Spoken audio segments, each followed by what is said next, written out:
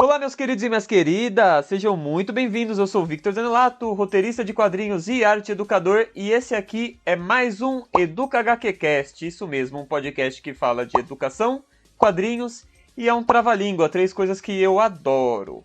Galera, como vocês sabem, o objetivo desses podcasts é trazer convidados e convidadas, não é? Pra gente conversar um pouquinho como cada um vai levar da sua maneira o quadrinho para dentro de sala de aula, para dentro de uma exposição de arte, de um museu ou de espaços culturais e artísticos diversos.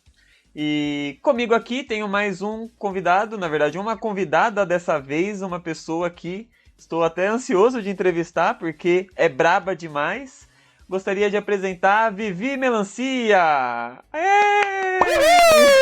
Oi galera, tudo bem? Eu sou a Vivi, não sou braba, eu juro, mentira. Se entregar atividade atrasada e se for de quadrinhos eu fico braba mesmo, né? Mas tudo bem. Isso a gente deixa pra depois. Vivi, eu vou pedir para você apresentar um pouquinho, né, de quem você é, quem não conhece, onde você mora, né, o que você estuda, já estudou, coisas que você gosta. Possivelmente você vai falar de quadrinhos aí, né, porque normalmente a pessoa que vem aqui fala que gosta de quadrinhos, mas se você gostar de alguma outra coisa também, fique à vontade, é seu espaço. Não, imagina, eu odeio quadrinhos, imagina, nunca. Bom, vamos lá. Então, galera, eu sou a Vivi Melancia, né? Esse é o meu nome artístico. E eu juro que é melancia, porque eu amo melancia, gente. Eu tenho uma foto de pequena comendo melancia, né? E, enfim, o nome basicamente que eu escolhi para fazer as minhas tirinhas quando eu comecei a postar na internet, né? Eu sempre gostei de quadrinhos. Eu lembro que quando eu tava no quarto ano, eu comecei a fazer quadrinhos, né? E quando eu voltei em 2016, né? Eu comecei a fazer quadrinhos, tudo. Ai, meu Deus, eu acho que eu tô enrolando muito, não liga não. Pode mandar bala, vai, tranquila. É nóis. E, bom, vamos lá. Eu moro aqui em Sorocaba. Eu fiz curso de artes, né? Ensino superior, tudo em artes. Comecei a fazer uma pós-graduação em História das Artes, né? Mas, no final das contas, a intenção foi ser professora, foi ser artista contemporânea, mas não teve como. Eu voltei para os quadrinhos com a força toda no final de 2016, né? Quando eu comecei a fazer as tirinhas. E hoje eu trabalho muito com quadrinhos em sala de aula, como quadrinista, trabalhando aqui no Brasil, no exterior também, com alguns quadrinhos. E também estou com algumas pesquisas na área acadêmica. Tenho o projeto de fazer mestrado nos próximos anos, se possível, né? E tudo na área da educação em quadrinhos. Ai, que bacana. Eu sou super animada para falar de quadrinhos, não adianta, eu não consigo nem me controlar. Ah, então esse podcast aqui, galera, vai passar como se não tivesse nem começado, hein? Vai passar rapidinho. Então, vou ter minha primeira pergunta para fazer para você, Vivi. Você se lembra na sua experiência escolar, né? Ou pode ser faculdade também, ensino fundamental, médio, enfim. Se você teve alguma experiência com quadrinhos proposta pelo professor, e se teve, qual professor, de qual matéria, quantos anos você tinha, e como é que foi? Cara, todas as lembranças que envolviam quadrinhos são muito fortes na minha memória, sabe? Acho que o primeiro contato que eu tive com quadrinhos, o primeiro contato com desenho, né? Foi de uma professora na segunda série que tinha gostado de um desenho que eu tinha feito com aquarela. Era uma aquarela feita de farinha, né? E ela tinha amado aquele desenho da aquarela, eu já estava me achando super desenhista, né? Na minha lembrança, o desenho era muito perfeito, né? Eu nunca achei esse desenho, minha mãe tem guardado todos os cadernos, mas eu nunca achei. E aí, com quadrinhos, a minha primeira lembrança é na quarta série, que foi quando eu ganhei um concurso de matemática com a professora, né? E aí, para ganhar esse concurso, te premiava você com um caderno, nossa, um caderno quadriculado. E vendo um monte de quadradinho, comecei a fazer quadrinhos, né? Na época eu já assistia muito Sailor Moon, então tô até com eles aqui do lado, gente. É umas coisinhas que eu guardo com muito carinho, né? Eu tava com o quê? Com 9 anos, 9, 10 anos. E eu tinha as grandes aventuras da Super Coruja e o Cão-Ruja, né? Nem um pouco inspirado em Sailor Moon e o Dog Funny, né? Que eram as minhas principais referências na época. Eu desenhei muito. Eu tenho só aqui comigo 4 cadernos que a minha mãe guardou só de histórias em quadrinhos daquela época. A parte engraçada, eu lendo hoje, eu ainda continuo gostando da história, né? Acho que é, sei lá. Enfim. E depois eu lembro de na quinta série de um professor ter colocado como atividade, um professor de história, quinta? Não, foi sexta série. O professor de história colocou como uma opção nós entregarmos um trabalho em quadrinhos sobre as revoltas brasileiras, né? Então tinha a revolta de Canudos, a gente escolheu a dos farrapos. Era eu e mais 2 amigos, né? Aí nessa época eu já amava Yu Yu Hakusho, né? Não tinha como. Passava lá na afinada manchete, não tem como. Mangá sempre esteve do meu lado, né? E aí a gente fez toda a história da Revolta dos Farrapos. Nossa, eu nem sei se fala. Da Guerra dos Farrapos, junto com os personagens do Yu Yu Hakusho. Então o Kurama traía, não sei o que lá, sabe? Ah, que legal! E o professor deixou você, tipo, utilizar mesmo da imaginação, né? E, tipo... Exato. O único problema foi que eu era a única que desenhava no grupo. Então, sempre ficou pra mim, sempre ficou pra mim. E Sim. aí, depois, né, quadrinhos aparecia às vezes em português, mas eram tirinhas, né, não passava muito disso. Quando eu cheguei na faculdade, muitos professores desestimularam, né, com relação ao mangá. Sempre gostei muito de mangá e parte do meu hiato de desenhista veio também por conta disso, né? Uhum. O fim desse hiato começou quando um professor, ele pegou um livro de referências de mídias, né, na pós-graduação. Na pós-graduação, quando já tinha tempo passado. E nesse nesse livro a gente tinha que pegar um capítulo e falar sobre ele. E eu escolhi qual capítulo de histórias em quadrinhos. Já aproveitou e já pegou aquele assunto que gosta, né? Exato, eu não tive nenhuma dúvida na hora de escolher aquele capítulo, né? O único problema foi que quando eu comecei a apresentar a atividade, eu fiz errado. Eu queria contar como o livro era maravilhoso, queria contar cada parte do livro e o professor tinha pedido uma resenha pequena. Uhum. Então eu preparei um PowerPoint, vídeos e não sei o que lá, e o professor, não foi isso que eu pedi. Ok. Ganhei nota? Não! Nossa, Vivi. Meu, eu passo muito por isso, né? Quando eu vou criar alguma oficina e tal, eu falo, vai ser de 1 hora. E acaba não sendo. E uma forma que eu descobri eu faço a oficina e eu aplico ela sozinho aqui pra mim, sabe? Ai, Tipo, eu vejo tempos e áudios e é um trabalho a mais, né? Isso acaba sendo um pouco mais cansativo, né? Digamos assim. mas, cara, a gente fala do que a gente ama, né? Então, às vezes eu acho Uhum, que quando eu falo do que eu amo, eu inspiro mais alunos, né? Hoje eu trabalho concordo. muito com quadrinhos, né? Na sala de aula, a tudo eu coloco quadrinhos. Esse ano, graças a Deus, eu tenho um colega de escola, colega professor, que também tudo coloca quadrinhos. Que ele também ama, é apaixonado, trabalha inclusive com letreiramento, né?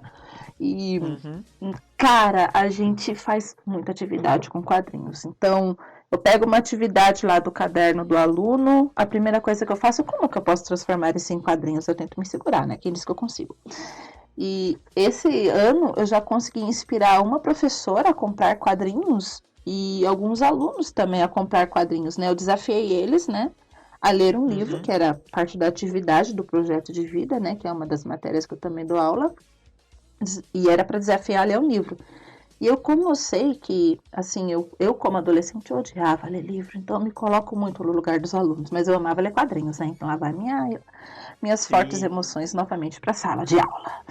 E aí eu desafiei eles a ler quadrinhos. E aí na sala de aula levei tanto o Guardiões do Lufo, né, do Giro, que é um mangá diferentão, então para quem conhecia mangá ia ver ele, levei o Jeremias, levei o Maus, levei vários quadrinhos assim, diferentes, Uhum. né? Levei também o Sim. Astolat do Hiro Kawahara, então tem uma referência com o McDonald's, né, ali para eles, né, que foi um grande trabalho que o Hiro durante muito tempo fez, tudo que fosse mais próximo deles. E alguns alunos começaram a comprar quadrinhos por conta disso, né? Poxa, que Então, legal, meu. E eu ia até levantar uma questão que eu achei bacana que você trouxe, né? Que na sexta série você era a pessoa que desenhava, né? Mas o legal dos quadrinhos, eu tava até discutindo isso numa live que eu participei. Eu tô gravando esse podcast, gente, no mês de maio, tá? Então possivelmente vocês vão ouvir ele em junho. Mas no mês de maio eu gravei um podcast com o Gibiteca Balão e a gente discutiu sobre as várias possibilidades dentro do quadrinho. Então você pode ter uma pessoa que vai desenhar, que no caso era a Vivi, mas pode dividir em grupo, né? Por exemplo, alguém que vai pensar mais na parte do roteiro, alguém que vai pensar mais na parte do design de personagens, né? Então eu acho que cabe essa coisa assim para buscar um trabalho de um trabalho em equipe mesmo, né? Um trabalho coletivo. Pensamos mais assim. E eu digo que é super possível porque eu fiz um trabalho muito parecido com um quarto ano que eu tive, né? Então, meus alunos tinham ali 8, 9 anos. A gente estava participando de um concurso do governo do estado junto com a Maurício de Souza Produções, né? Que era para fazer um quadrinho falando sobre a boa alimentação. Eu até comento com a galera que durante 2 meses eu fui editora de quadrinhos. Eu fui super editora.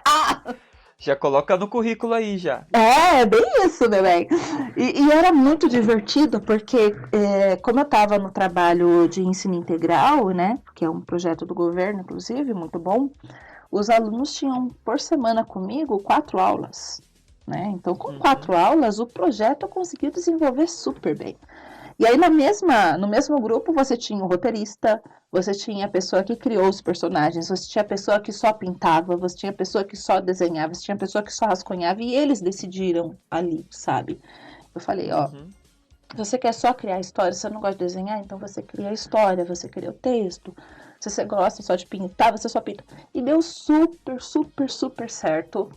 Um dos quadrinhos dos nossos alunos foi finalista de Sorocaba, né? A gente não levou o prêmio de Sorocaba, a gente não levou o prêmio do Maurício de Souza, mas quem ganhou foi uma escola sorocabana. Aí! Né? Aí eu até falei para os meus alunos, a gente não ganhou em primeiro lugar, mas com certeza a gente vai em segundo, porque quem ganhou na nossa frente ganhou o primeiro lugar do estado, sabe? Então, e esse concurso, ele movimentou a escola inteira, porque na época, isso foi em 2019, foi 2019. Eu fui em várias feiras, né, várias feiras, para trabalhar com banca, né, para vender quadrinhos, e aí eu apresentava o projeto pra galera que tava lá me falando, eu tô com esse projeto na escola, eu queria saber se você tem alguma doação pros alunos, né? E muita gente ajudou, deram figurinha, deram, sabe, coisa que os alunos gostam, qual que é o nome? Stickers, né? Deram prints, quadrinhos. Nossa, o Daniel da Zapata, né? Editora Zapata? Acho que é. Daniel Esteves. Isso, Daniel. Ai, que amor. Ele doou um monte de quadrinho. Tem um de futebol que os últimos ele doou pra mim. Eu não tenho nenhum aqui comigo, porque todos eu dei pros meus alunos, né? E, nossa, foi tanta gente, mas tanta gente. O próprio Rafael Calça e o Jefferson fizeram doações de pôster pros alunos, sabe? E tudo foi tanta coisa. E eu fiz também marcadores, eu fiz pequenas figurinhas para dar para eles, né? Então todos os alunos da escola inteira receberam o prêmio, todos, sem exceção. E os vencedores a gente fez primeiro lugar de cada sala, então e cada sala tinha grupos, né? Então, o grupo do quarto ano A, que ganhou em primeiro lugar do quarto ano A, foi 4 alunos e cada aluno recebeu um print, uma figurinha. A gente tirou foto, foi uma premiação muito grande, os alunos ficaram apaixonados, sabe? Foi um projeto grande de quadrinhos, isso dentro do projeto da Maurício de Souza, né? Foi um dos que eu fiz na escola, foram muitos. Sim, e a Maurício de Souza movimenta muito, né? Porque tá no imaginário de várias gerações. Eu acredito que você também leu, né? Maurício de Souza e Sim. pais, acho que... Nossa, e é uma coisa muito louca, assim, porque tem uma força muito grande. Eu percebo, eu trabalhei bastante com criança também, em museu, e quando fala de quadrinhos é Turma da Mônica. Pra geral, assim, pra pai, pra filho, independente. Exatamente. Então, trabalhar com a Maurício de Souza, ainda mais com eles tendo a ideia de que talvez o Maurício não consegui, né? Eu queria até Maurício, se você estiver escutando esse podcast, manda uma mensagem, vai, só para alegrar os meus alunos. Eu não trabalho mais na escola, mas eu só ficar feliz, tá bom? Um beijo da Vivi. Enfim. E aí, por conta disso, inclusive, né, disso, os alunos têm muito acesso a quadrinhos da turma da Mônica, né? Inclusive tem alguns que as professoras referência compraram, né? E é da turma Mônica Jovem, né? E era basicamente o único quadrinho que eles tinham na escola. Por isso eu criei um outro projeto. A dona dos projetos, né? A senhora dos projetos. E esse projeto era o seguinte, muitos quadrinhos, mas realmente muitos quadrinhos que eu tenho, que eu comprei de artistas brasileiros, foi para levar para os alunos, né? Então eu tinha uma caixa, no projeto integral, né, a gente tem as eletivas, né, em que os alunos podem escolher o que eles fazem, só que de primeiro ao quinto ano, né, as eletivas são as horas de brincar. Então a gente tem projetos dentro dessas horas de brincar de acordo com o que eles gostam. E eu tinha o projeto de pular corda e de leitura juntos no mesmo espaço. Pular corda, não tem como, eles amavam, né? Eles daí nunca saíam. E o projeto de leitura tinha uma caixa com vários quadrinhos de autores diferentes que não eram Turma da Mônica, né? Para trazer para eles um pouco de diversidade. Então, eu só vendo daqui os que eu tinha, obviamente, todas as graphic novels que eu tenho, deixava com eles, né? Então, o meu Jeremias é destruído o meu quadrinho. E eu amo ele estar destruído, porque significa que eles leram até o livro começar a acabar. E só não acabou porque eu troquei de escola, sério mesmo. Aí tinha tinha os livros da Ana Lee. Ela tem um quadrinho super simplesinho chamado Eita Vida Boa. Tem os da Lígia Zanella, que as meninas do quinto ano amavam ler. Nossa, elas brigavam para ler, sabe? E no último ano, inclusive, teve um quadrinho que fez até um sucesso bem grande, que foi o do Roseira Medalha Engenho, né, do Jeff, que é um quadrinho grande, grosso. Muitos alunos olhavam assim pro quadrinho e pensavam... Nossa, Posso mas é nem muito... tocar. Nem tocava, meu Deus, é muito grande. Só que eles sentavam juntos para ler. Então, alunos ali de 9, 10, no máximo 11 anos, lendo esses quadrinhos, tendo esse acesso, né? Teve muito quadrinho que eu tinha apoiado no ano passado, inclusive um deles era a Anici, né? Também com o Jeff. Não tem como não citar ele, né? E... eu recebi esse ano e eu não ia sair da escola, não era muita intenção, né? Acabei saindo porque não estava mais batendo o meu trabalho como quadrinista com o meu trabalho como professora. Como era período integral, eu trabalhava 9 horas na escola. E como era com criança, era muito cansativo. E aí eu chegava em casa e não conseguia fazer mais nada, não conseguia criar, né? A mente já estava muito cansada para trabalhar. Então, esse ano eu fiz aquela decisão que foi ganhar menos, porque eu estou trabalhando menos tempo na escola, mas estou desenhando mais. Eu fico mais triste pelos alunos não terem acesso a livros, mas por motivos de coronavírus, eles também não iam poder pegar. Sim. Uma pergunta, você levava esses quadrinhos, né, nesse momento da leitura, que tinha pula corda, o momento da leitura, mas dentro da escola você se lembra se tinha alguma gibiteca ou uma biblioteca com pelo menos alguns quadrinhos que eles podiam ir no horário do recreio, ler? A gibiteca era um baú azul, era um baú azul de ursinho, né? E as professoras, às vezes, referência usavam. Eu não encostava nessa gibiteca em si, porque eu tinha vontade de levar ela para esse horário da leitura em si, também, né, para ter mais coisas, mas era só Maurício de Souza que tinha lá dentro. Tinha alguns também da turma da Emília, né? Mas naquela gibiteca eu não encostava muito, porque era um outro trabalho que era feito com as professoras referência. Mas geralmente, assim, eu não encostava para fazer projeto, mas geralmente eu abria lá aquele ursão, né, para ver como que estava a situação dos gibis, porque os alunos pegavam, rasgavam às vezes, né, e aí às vezes eu pegava o gibi, eu consertava e devolvia. Mas... eu não pegava mesmo muito, era a nossa pequena gibiteca. No ano de 2020, eu já tinha feito um acordo, né, com um mercado daqui da região e ele tinha muitas prateleiras de, tipo assim, de mostra, né? Que o mercado ganha. E eu via que elas sempre estavam lá fora, sabe? E aí você sabe como é professor, né? Amo lixo. Amo lixo. Aquilo eu posso usar. Amo. Amo professor de artes, então eu amo lixo. Principalmente professor de artes, exatamente o que eu ia falar. Nossa, esses panos aqui, vocês vão jogar fora esses panos? Nossa, dá pra fazer tanta boneca. Mano, eu fiz exatamente isso, você não faz, né? Mas enfim, voltando pra prateleira. Cheguei lá pro dono do supermercado, falei, você vai usar essas prateleiras? Ele, me traz um ofício da sua escola pra eu poder justificar pra onde que foram as prateleiras, porque elas estão em nome do mercado, e mesmo que eu tenha que jogar elas fora, eu tenho que justificar pra onde que elas foram. Levei, né? Então a gente já tinha até não era nem prateleira, era revisteira, é coisa pra pôr revista mesmo, sabe? Sim. Então o projeto no ano de 2020 ia ser mais do que maravilhoso. A gente já estava organizando onde que ia ficar a gibiteca, onde que ia ficar esses gibis, né? Pra parar de ficar no nosso ursinho azul.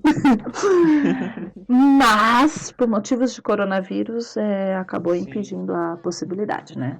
Coronavírus do mal. Eu sou braba, mas não tão braba quanto o coronavírus me deixou. Não, o coronavírus realmente complicou muito. Mas uma pergunta, e essas leituras que eles faziam com quadrinhos? Normalmente tinha um momento de sentar, todo mundo conversar, por exemplo, ter trocas entre os alunos, assim, com uma mediação? Como é que funcionava? Ou você usava, tipo, desse momento para eles terem um contato com o quadrinho e dentro da sala você falava, galera, agora a gente vai fazer um quadrinho e...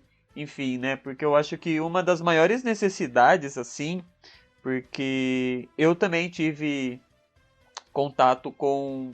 o meu primeiro contato de quadrinho com educação trabalhando foi dentro do PIBID, né? Que, para quem não conhece, é um projeto de iniciação à docência. E eu estudava história e o professor que tinha essa ideia queria aplicar tal, e a gente o fez. Mas percebemos que... fazer isso sem levar muito material de quadrinhos, né? No caso a gente não levou nenhum, foi um pouco difícil para os alunos, né? Então esse contato com o quadrinho, de se ler para depois se criar a sua história, não é? É muito importante. Então como é que funcionou um pouco essa dinâmica quando você aplicou? Bom, esse momento da leitura que acontecia na hora de brincar deles, ela era uma leitura mais por prazer, né? Como a gente chama, de primeiro a quinto ano. Então ela tinha habilidade que era a leitura por prazer, né? Na escola, até eu falo assim com os meus alunos, como você sabe que vocês estão aprendendo que eu tenho que ensinar? Eu faço essa pergunta às vezes para os alunos, né? E os alunos falam, eu não sei. Aí eu chego até às vezes eu dou um exemplo muito tosco, do tipo, tá, se eu chegar aqui e eu quiser ensinar roto, eu posso? Eles, não, como vocês sabem que eu não posso ensinar roto? Porque você tem que ensinar a sua matéria, como vocês sabem que é a minha matéria, né? Então eu vou fazendo esses questionamentos até eles perceberem que eu tenho que ensinar algumas coisas específicas, né? E uma das habilidades de primeiro ao quinto ano é a leitura por prazer, que é pegar o gosto pela leitura, para também desenvolver a fluência leitora, né? O aluno ele tem que ler bastante para ele ter esse apego. E em tudo que você faz obrigado, ter um gostinho diferente das coisas que você faz por prazer, não tem como. Então, o trabalho de incentivo à leitura é muito grande. Mesmo assim, durante os momentos da leitura ali fora, né, que a gente ficava no pátio, quando estava chovendo, a gente ficava do lado de dentro. Eu sempre perguntava, o que você está achando da história? O que você está gostando? Ah, essa daí é minha amiga, tá vendo que ela assinou na frente, né? Então, eu fiz muito, assim, muitas perguntas para eles. Eu filmava, eu tirava foto, né? Registrava tudo. E isso junto com as atividades em sala de aula, né? Então, já dentro da sala de aula, os quadrinhos eles já tinham um pouco mais de contexto, né?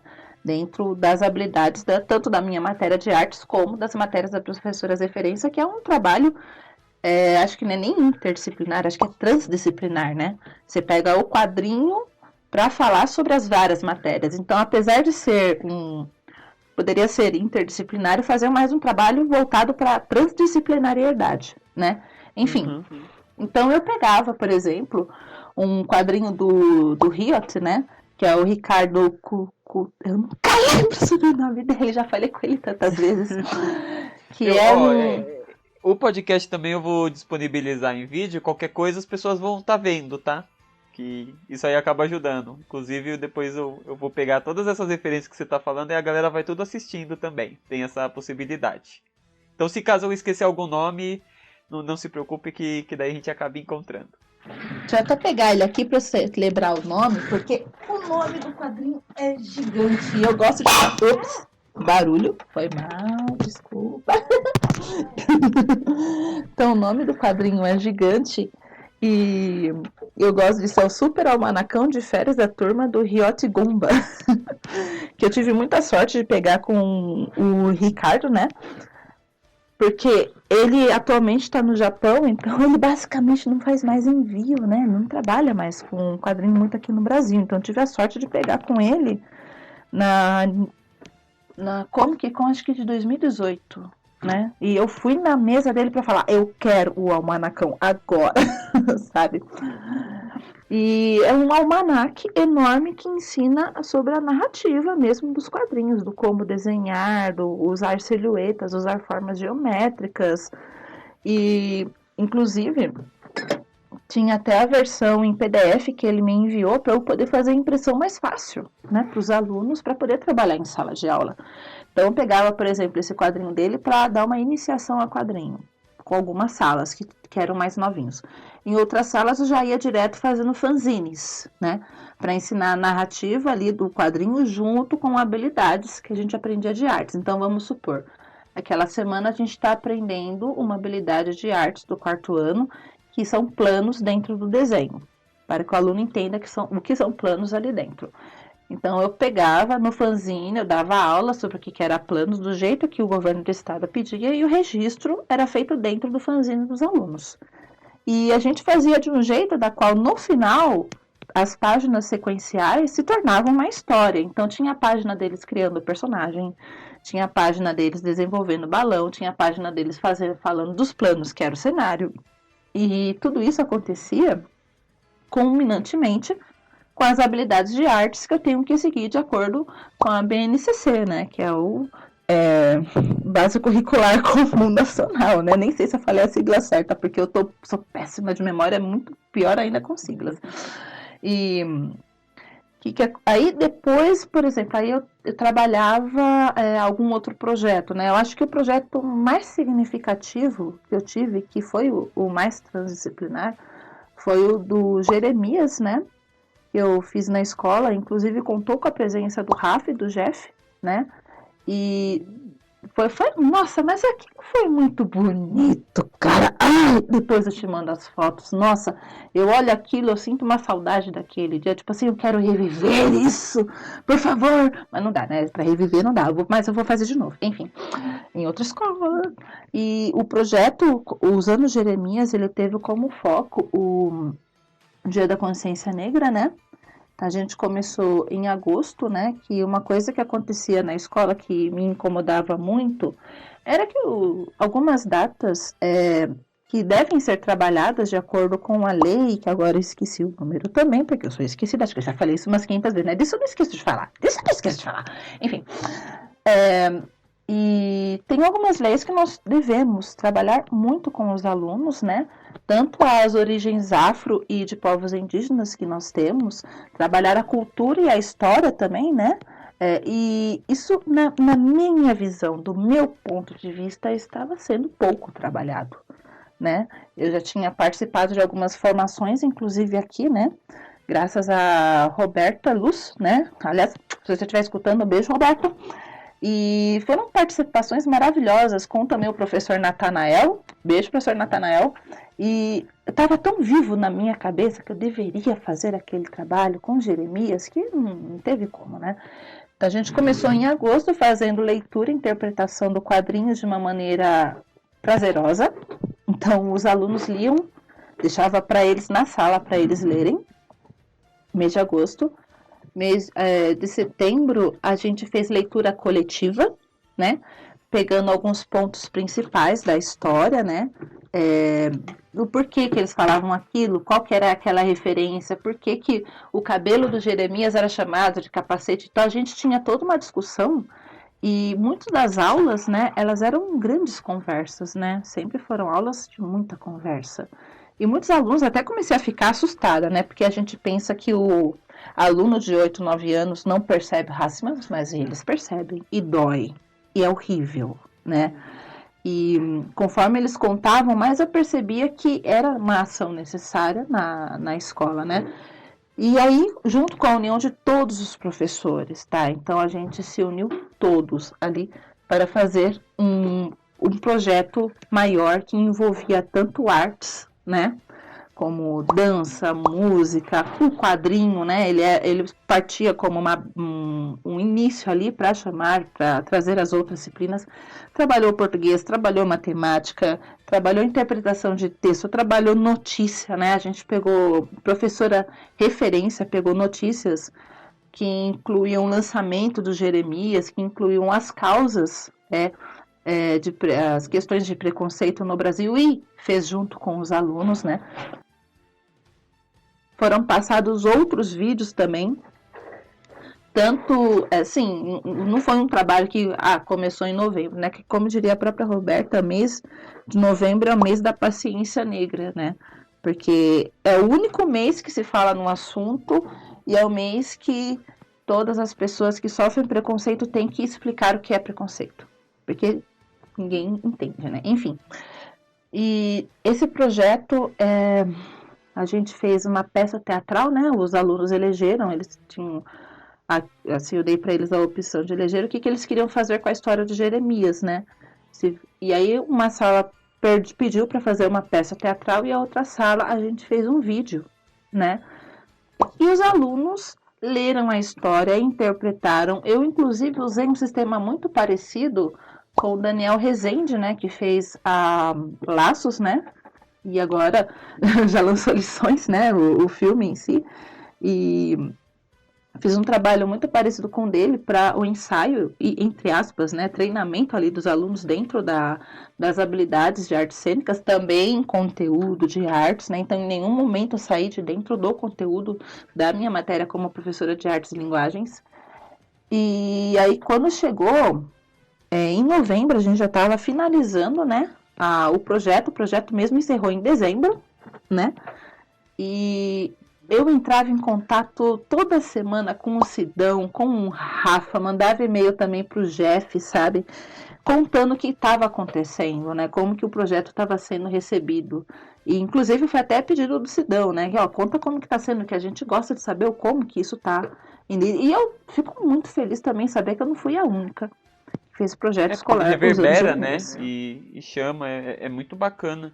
E principalmente levar artistas nacionais, né? Percebe que toda a sua fala você está sempre motivando, assim, mostrando que tem, tipo, pessoas que estão aqui, que fazem histórias também, e os alunos olham e você fala, minha amiga, né? Imagino que isso deve ser muito, muito forte para a criança, né? E ela pensa, nossa, será que quando eu posso fazer quadrinho aqui, mas será que quando eu crescer eu também não posso levar isso para minha vida, né? Então eu acho que realmente muito importante mostrar esse caminho também, né? Cara, isso é tão maravilhoso, porque, tipo assim, o Rafa, todo dia a gente falava sobre o Rafa e o Jeff, né? E para eles guardarem o nome dos dois, eu falava, é o Rafael Calça, eu apontava pra calça, e o Jefferson Costa, eu apontava pras minhas costas. E aí, bem coisa de professor. Bem coisa de professor. E aí eles conseguiram gravar o nome dos dois por conta disso, né? Quando os dois foram na escola, junto com o Léo, né? O Léo Silva daqui de Sorocaba, daqui de Brigadeiro, grande rapper. Beijo, Léo, também. Cara, os três, eles estavam num dia ali de astros. Tipo assim, a fila para pegar autógrafo com eles era gigante, sabe? Gigante. O intervalo, que era de 20 minutos, né? Já é um intervalo grande em si para uma escola, virou um intervalo de 35 minutos, quase 40 minutos, porque os alunos não queriam voltar enquanto não tivesse um autógrafo do artista, sabe? As professoras olharam aquilo com tanto respeito, né? E admiração pelo trabalho que estava, por tudo aquilo que estava acontecendo, né? Que deixou a coordenadora da risada, vamos deixar, deixa, eles estão se divertindo, eles estão felizes, né? Se tornou basicamente um evento de quadrinho dentro da escola, né? Exato. Legal, né? Tipo, as pessoas em fila, assim, polvorosas pra ver o artista, né? Quando se cria essa coisa do, nossa, o artista veio aqui, agora eu quero um autógrafo dele, um desenho, muito, muito bacana. Ai, sim, eu tinha tanto projeto para 2020, você não faz ideia, porque em 2000, esse projeto não começou em 2019, ele começou em 2018, né? Também por conta da Roberta, que ela apresentou o texto teatral, que era da Princesa Dandara, né? Que era pegar a história de Dandara e transformar numa ideia de princesa que nem é da Disney, né? Para as crianças se sentirem mais próximas, mas com uma princesa guerreira, uma princesa que não depende dos outros para ser forte, sabe? Então foi uma pegada muito legal. E, então começou ali com um pequeno teatro e atividades mais voltadas para as professoras de arte. Aí, em 2019, se tornou esse evento em que todos, não teve um professor que não tenha participado, sabe? E em 2021 eu queria que, na minha cabeça, eu queria que fosse um evento igual, só que um pouco maior, trazendo então a comunidade para dentro, porque, por exemplo, eu fui receber o Rafa e o Jeff quando eles chegaram na escola. E aí, quando eles chegaram, né, eu também teve grafiteiro no dia, sabe? Ah, a gente falou sobre muitas coisas. E aí quando eu ia receber a galera lá fora, as pessoas da comunidade escolar que moravam na rua olhavam assim, tá tendo evento aí dentro? Eu, tá. A gente pode entrar? Eu, não pode dessa vez, tá? Só para os alunos. Então, várias pessoas me paravam e tá tendo evento? Eu achava a coisa mais linda do mundo, sabe? E realmente, fez tanta diferença eles terem contato com esses artistas, né? Que em 2020, com o coronavírus, muitos alunos, querendo ou não, criança de, assim, mais nova, né? Que até o 5º ano, vamos colocar assim, até uns 11 anos, ela sente muita falta da conversa, né? E no online a gente não tinha tanta conversa porque a comunidade era uma comunidade bem assim com necessidades, né? E a internet não chegava no local. Então não tinha empresas que tivessem um Wi-Fi para colocar lá para os alunos, né? Então a comunicação era plenamente pelo WhatsApp, porque o pai conseguia assinar um plano que o WhatsApp era gratuito, por exemplo. E aí os poucos alunos que a gente conseguia ter um contato com a Wi-Fi, né? Isso aí compreendia de 5% da escola, 5%. A gente chamava e fazia encontros, né? Acho que era quarta-feira, não lembro agora exatamente o dia, se era quarta ou se era quinta. E aí nesses encontros eu chamei o Regis do Afrodinâmica, chamei a Lígia, chamei a Natália Serpinski, né, para falar sobre como que é fazer roteiros. Eu chamei o Ramon, que também faz quadrinhos, faz tirinhas na internet. Aí eu chamei também... Nossa, aí eu chamei a Ivejô, eu chamei a Didi Mamush. Eu chamei muito quadrinista pra gente poder bater papo e desenhar e brincar online, né? Então...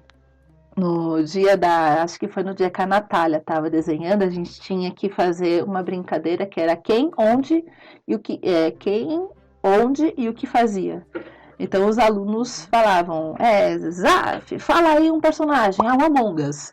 Agora João, fala onde é que ele tá, na lua. O outro, fala o que ele tá fazendo, ele tá comendo. A gente tinha 3 minutos para desenhar o personagem comendo na lua. Sim. E uma construção coletiva, né? Que cada um vai falando uma coisa e vai... Nossa, muito legal. Muito Exato. bacana. Então, foram várias brincadeiras como essa, tipo imagem e ação, sabe? Tipo Gart, que a gente fez muitas brincadeiras parecidas com essa online. Tem mesmo porque a gente teve caso, inclusive, de alunos com depressão, né? Então, fez muita diferença para eles ter esse convívio social, mesmo que fosse online. No começo foi difícil para eles entenderem como é que funcionava o ligar, desligar microfone e tudo, mas teve uma época que eu já falava, desliga esse microfone, ele não vai desligar, professora, já era uma brincadeira, sabe? E, nossa, era muito divertido mesmo. Ai, que gostoso. Vou então te fazer a última pergunta, Vivi. Acho que você já acabou entrando um pouquinho nisso, né? Que são as dificuldades que você acaba encontrando, né, na questão quadrinhos e educação, se tem dificuldade em aplicação, né, em alguma questão, ou mesmo na instituição, que aparentemente não tem, né? Porque você fez um grande evento de quadrinhos dentro da escola, levou quadrinista aí de super renome e tal. Mas você consegue se lembrar de algum tipo de dificuldade que você teve e até de alguma forma que você conseguiu fazer ali para funcionar? Cara, se deu certo é porque teve muita briga para também dar certo, né? Tudo que é, eu falo às vezes até para os meus alunos, tudo que é diferente a gente tem medo, tudo que é novo a gente acha que não funciona, né? E quando eu trabalhava nessa escola anterior, a galera conhecia Gibi da Turma da Mônica. Tanto que eu fiz 2 formações na escola para professores para falar o que era quadrinhos e como tinha que trabalhar. Porque, em grande parte, a escola ela tem que cumprir metas. Ainda mais quando a gente fala no ensino de tempo integral, né? A gente tem metas bem estabelecidas e elas são muito mais cobradas. O que eu diria, na real, que não é nada mais do que o mínimo a ser cobrado, né? Educação de qualidade é o mínimo que o professor pode oferecer. E, enfim. Então, eu fiz formações para, principalmente, mostrar para os professores que quadrinho não era só a Turma da Mônica. Então eu levei quadrinhos pesados, tipo Maus, tipo Anne Frank, né? Tipo Persepolis, para eles entenderem o que era um quadrinho biográfico, o que era um quadrinho que falava sobre fatos reais. Maus foi um ótimo exemplo, porque, né, ele ganhou o Pulitzer, né? Então eles já ficaram, nossa, como assim um quadrinho? Eles não conheciam. Ganhou com um prêmio desse? Como Exato. Assim, né? Sim, mas em grande parte, né, o motivo de eu começar mesmo a trabalhar quadrinhos, porque como eu falei até no início, eu até evito falar sobre o que eu amo na escola, porque vira um divã. Aí eu só falo sobre isso e não para. E a gente começou a fazer quadrinhos porque e tem uma habilidade, né, dentro de português, que era cobrada no 4º ano, agora é cobrada no 3º ano, que era de reconhecer e entender, né, o humor dentro de tiras em quadrinhos. E essa era uma habilidade que o Estado inteiro estava em baixa. O Estado inteiro, não era só a nossa escola. Então, de todas as salas assim de 4º ano do Estado, no máximo 18, 20% acertavam as questões que tinham tiras. Né? E tinham tirinhas. E a coordenadora que sabia que eu fazia quadrinhos falou: tô a bomba, resolve. Tô a bomba, resolve. Inclusive, eu fiquei com os 4º anos para resolver essa bomba, né? Foi aí que teve o projeto mais firme do Jeremias, que foi o ano inteiro, inclusive, né? Não foi só no Jeremias, foi o ano inteiro falando de quadrinhos, né? E eu tenho orgulho de falar, foi até meu trabalho que foi apresentado nas Jornadas Internacionais de Histórias em Quadrinhos, né, na USP, que a gente passou de 17%, que era a nossa média escolar, para 89%, né? Já na segunda prova. É um pulinho pequeno, pequeno, né? De 17 para 89, nossa, é quase nada, assim.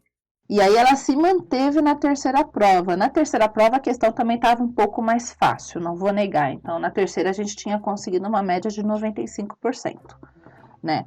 Então foi mais ou menos essa a nossa... Ai, obrigada, Bobo. E foi mais ou menos essa a nossa porcentagem. E foi muita coisa para explicar dentro dos jornadas, porque você tinha 15 minutos para explicar tudo isso. E tinha que explicar o contexto, como foi o estudo, como foram feitas as métricas, como foram feitas as avaliações, e papapá, e pé. Muita coisa. Enfim. Então, começou comigo explicando que era quadrinhos, porque muitos professores não conheciam os quadrinhos que não fossem Turma da Mônica. E o pior, apesar da formação da DE vir como o quadrinho visto como dentro daquele estudioso russo, eu esqueci agora o nome, que vê como o quadrinho como não um gênero literário, ele vê como um guarda-chuva de gênero, né, um hipergênero. Dentro do material do professor, ele era trabalhado e executado como gênero literário. Então tinha o texto lá introdutório falando que quadrinho era o hipergênero, tudo. Quando chegava na hora de, olha, quando você for fazer em sala de aula, você pede para o aluno ler e pergunta onde que está a palavra tal. Então O foco não era a narrativa do que o quadrinho fala, do como o quadrinho mexe com o tempo, do que pode significar uma lacuna, sabe? Então não tinha esse trabalho, que é o que eu prefiro, que é o que Ramos e Canin falam, né? Que é trabalhar o quadrinho como uma mídia. Para mim tem muito mais lógica, né? E aí eu comecei a ensinar para os professores a trabalhar o quadrinho como mídia, não como um hipergênero. E nas minhas aulas eu trabalhava sempre ela como mídia. E eu desenvolvi um método para descobrir o como que o aluno, inclusive, lê o quadrinho, né? Se ele presta mais atenção na imagem ou no texto, ou se ele consegue unir a imagem e o texto, né? Que é o que Ramos e Canin fala muito, né? Que é ali um degradê entre não a importância, mas o como que eles têm um grau de... Acho que seria importância, né? Não sei como que é. Que eu não lembro agora com a palavra que o Canin fala. Como é que eles são trabalhados dentro do quadrinho. E fazendo todos esses estudos, tudo, chegava no final, eu escutava os alunos não entendem humor em histórias em quadrinhos porque hoje todo mundo é mimimi. Hoje é muito politicamente correto. Eu cheguei a escutar muito isso, né? Eu cheguei a escutar muito o aluno indo feliz falar com um profissional da escola. Olha só o quadrinho que eu li, olha só como é que ele é grosso, né? Porque a criança ela tem uma ideia do quanto que ela leu pela grossura do livro. E o profissional virar e falar, agora lê alguma coisa que presta. Literalmente isto. Então, o maior problema que eu tive, que eu, assim, verifiquei, não foi apenas o com os alunos, foi com não todos, tá? Não, isso seria errado eu falar e generalizar. Mas são com alguns poucos profissionais da área que tiveram uma formação muito... uma formação muito antiga dentro do que seriam quadrinhos, uma pouca formação cultural, uma pouca leitura de quadrinhos, e não ver o quadrinho como como que eu posso dizer, como algo, como diria a própria pessoa que falava, como algo que presta, né? Como algo que tem a sua própria linguagem, né, que vai trazer uma leitura única, né, de imagem, de subtexto, né, e trazer o quadrinho como uma coisa muito rica, que de fato ele é, né, e acho que essa coisa de se levar pro professor, eu diria que é uma das coisas mais importantes, né, porque às vezes você, né, ouvinte, né, acho que a maioria dos nossos ouvintes serão educadores e professores, né, você quer levar os quadrinhos para dentro de sala de aula e você vai, tipo, encantar tal, mas aí o aluno vai, às vezes, chegar em um outro professor que é da mesma escola. Então pode criar algum tipo de coisa assim, né? Então eu acho que conversar com os colegas, né? E isso acaba entrando também no trabalho da coordenação, né? Então pode ser interessante coordenadores de escola estarem ouvindo esse podcast também, né? Para a gente pensar em como utilizar. Exato. E, cara, o meu projeto de mestrado, que eu não vou fazer tão cedo por motivos de... Eu não sei se pode falar isso no podcast, então qualquer coisa você corta. Por motivos de governo genocida. Então, eu vou deixar meu mestrado para daqui a algum tempo. Então, meu mestrado vai demorar um pouquinho mais de tempo, né? Porque, infelizmente, viver como professor hoje é um pouco complicado, ainda mais por conta da inflação, né? Então, meu salário de 2 anos atrás não é o mesmo de hoje. Você viver de quadrinhos, você só consegue viver bem se você trabalhar para o exterior e ganhar em dólar, que é o que eu estou tentando fazer. E se você tem que trabalhar como professor e trabalhar como quadrinista, você não tem tempo para fazer mestrado. Então, enquanto não tiver um tempo da qual o governo fale, Vivi, tá aqui um dinheirinho para te ajudar, para você não precisar pegar 3 trabalhos de quadrinhos ao mesmo tempo para poder comprar sua comida. Aí não tem como eu fazer o mestrado, mas o meu mestrado em si, ele é para mudar a princípio essa ideia do quadrinhos já dentro direto da educação, trabalhar ele como uma mídia, né? Não como gênero literário e, se possível, não como um hipergênero, né? Porque isso atrapalha, pelo que eu pude ver ali pessoalmente, que isso atrapalha o aluno no entendimento dele. E principalmente para o material que chega para o professor ser um material correto. Porque eu peguei provas, assim, vindas do governo, né? Provas institucionais externas, em que na tirinha tava lá, tipo, a Mônica com uma corda amarrada no dedo, né? O Cascão e o Cebolinha puxando a corda, e ia perguntar qual que é o humor. Aí a resposta era porque a Mônica é forte. Aí eu olhei assim pra professora e... Tá, você entendeu o porquê que a corda tá amarrada no dedo dela? Ela... tá amarrada porque ela é forte. Não, a corda não tá amarrada porque ela é forte. A corda tá amarrada porque ela tá brincando de cabo de guerra. Então, é uma leitura que o caderno do professor é uma leitura que a apostila, que a prova institucional não vê. Então, eles não têm essa percepção, né? Então, um dos meus, assim, trabalhos que eu quero com o mestrado, eu sei que é pensar muito alto, na boa. Eu sei que é pensar muito alto, porque mudar a educação, a gente é a pátria da qual tem Paulo Freire como patrono da educação, né? E não aplica Paulo Freire na maioria das escolas, o que eu fico muito, muito chateada, enfim, né? E eu vendo como que é só essa coisa, algo simples, não é feita, né? Não é modificada dentro da sala de aula. Eu sei que se eu fizesse trabalho de mestrado hoje, que se entregar hoje, talvez só tenha um efeito daqui a 20 anos, infelizmente. Mas é melhor começar o mais cedo possível, se possível. Sim, e acreditar nas mudanças, né? E acho que a gente está aqui também com esse papel para levar esse podcast para outros educadores e a gente começar a discutir isso de fato. Até já falo, se algum educador escutar e quiser saber mais do projeto, quiser saber algumas coisas do que eu fiz, é só entrar em contato, porque, cara, eu falo para todo mundo para que mais pessoas consigam aplicar mesmo. Sim. E era essa parte que eu ia entrar. Vivi, a gente tá no finalzinho agora do podcast. Dê o seu jabá, fala se você tá com algum projeto já iniciado, uma rede social. Fique à vontade aí, momento de vender o peixe. Fique à vontade. Peraí que eu tenho que pensar. Bom, para quem gosta de tirinhas, para quem gosta de um trabalho legal, tem o meu Instagram. É só seguir lá, Melancia Cômicas. Eu tenho uma loja... Eu nem posso falar exatamente que eu tenho uma lojinha online, porque ela tá desativada. Cara, o momento de jabá é terrível pra mim. Eu não sei fazer jabá. E... Enfim. Então, quem quiser conhecer meu trabalho, é só seguir meu Instagram, Melancia Cômicas. Pode entrar em contato comigo mesmo por lá, para conhecer os produtos, saber com o que eu trabalho. Os quadrinhos, né? Eu tenho o quadrinho... Nossa, eu não acredito que eu esqueci o nome do meu livro, cara. Normal. Eu faço isso direto também. É Docinho Família, né? Então, eu tenho meu livro, Docinho Família. Eu tenho meu outro mangazinho, que é o trabalho individual em dupla, que ele é artesanal, né? Eu tenho o sonho de fazer uma editora de trabalhos de encadernação artesanal. E deixa eu cuidar da criança, que a criança acordou na hora do jabá. Isso é Deus falando. Isso é Deus falando para não fazer jabá, não. E atualmente eu tô com 2 projetos, né? Um eu tô fazendo com a Natália Sierpinski, que é o projeto Afeto. Estou fazendo outro projeto com a Shairin, mas eu acho que eu ainda não posso falar exatamente, né? Que eu tô trabalhando como colorista.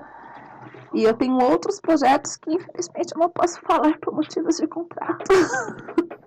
Mas te sigam nas redes sociais, que daí lá você vai dar essa informação no futuro, não vai não? Exato, principalmente para quem tem o meu Apoia-se, chamado Família Melancia. Quem tem lá o meu Apoia-se sabe desses projetos, porque lá eu falo um pouquinho deles, porque lá eu consigo mais controlar. Então, Vivi, tenho muito a agradecer, muito obrigado. Achei que o bate-papo de hoje foi excelente, assim, muito bacana, né? A sua trajetória e os estudos, né? E a coisa que você trouxe na sua escola. E muito interessante, assim, de você falar que houveram dificuldades e parece que, tipo, passou com um trator por cima das dificuldades, fez um monte de coisa aí. Eu só fiquei aqui imaginando como é que seria, né? As criancinhas tudo pequenininha ali, tipo, olhando, segurando o gibizinho pro Rafael Calça e o Jefferson Costa assinar. Foi, tipo, demais. Eu agradeço muito por você ter topado participar desse podcast. E vou também convidar a você, educador que já utiliza de quadrinho dentro de sala de aula. Vocês que tiverem interesse de participar, eu peço para entrarem em contato comigo. No meu Instagram é @vix_gariba. E lá vocês falam, ó, Vitor, eu trabalho com quadrinhos, também gostaria de trocar um pouco ideia com você para apresentar o que eu faço, né? Porque eu acho que o que mais me motiva a fazer esse projeto de podcast é mostrar para os educadores que nós temos milhares e milhares de alternativas diferentes para se trabalhar com quadrinho junto com a educação. E o meu momento jabazinho rapidinho aqui, vou pedir para que, se vocês gostam de quadrinhos, acredito que gostam, sigam o @MolotovHQ, que é o coletivo de quadrinhos que eu tenho, né? Que nós estamos com um projeto de financiamento coletivo, que não acredito que ele deve estar no finalzinho quando esse podcast sair, mas dão uma olhadinha lá, que é catarse.me/pavilhão. Está aparecendo agora na imagem para quem está ouvindo esse podcast no YouTube. E novamente, muito, muito obrigado, Vivi. Amei o bate-papo, tô aqui emocionadíssimo. Obrigada. E nos vemos na próxima, pessoal. Muito obrigado. Até mais. Beijão.